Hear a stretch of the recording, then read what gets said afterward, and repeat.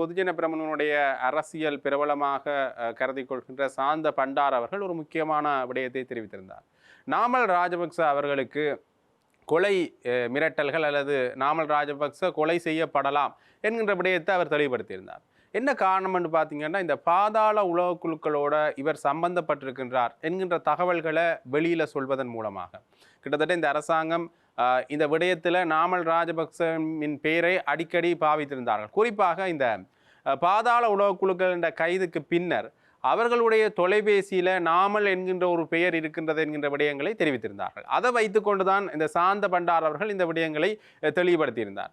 இந்த அரசாங்கம் நாமல் ராஜபக்சவுக்கு பாதாள உலக குழுக்களோட தொடர்பு இருக்கின்றது என்கின்ற வகையில் பேசுவதை வைத்து நாமல் ராஜபக்சவுக்கு கொலை சம்பந்தமான விடயங்களில் மிரட்டல் விடுக்கப்படலாம் அல்லது நாமல் ராஜபக்ச கொலை செய்யப்படலாம் என்கின்ற பொருள்பட அவர் பேசியிருந்தார். இந்த விடயத்தில் இன்னொரு விடயத்தை அவர் சொல்லியிருந்தார். இந்த விடயம் பொய்யாக அல்லது உண்மையாக இருக்கலாம்.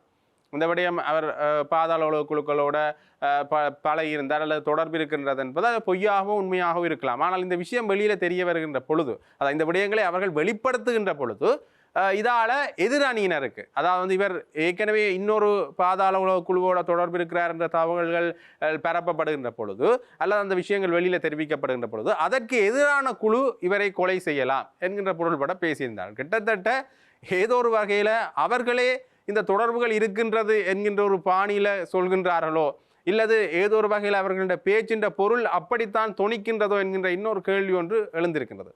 ஆகவே இந்த நாமல் ராஜபக்சவனுடைய விடயத்தில் மிகப்பெரிய சிக்கல்கள், மிகப்பெரிய பிணக்குகள் இருக்கலாம் என்கிற கேள்வி எழுகின்றது. கெகல்பத்ர பத்மி அவர்கள் கைது செய்யப்பட்ட பிறகு ஒரு அமைச்சர் பாராளுமன்றத்தில் தெரிவிக்கின்றார், அடுத்த கட்டம் நாமல் ராஜபக்ச தான் கைது செய்யப்படலாம் என்று, நாமல் ராஜபக்ச தான் அடுத்த இலக்கு என்ற விடயத்தை தெரிவிக்கின்றார் என்று நாமல் ராஜபக்ச அவர்களே தெரிவித்திருந்தார்.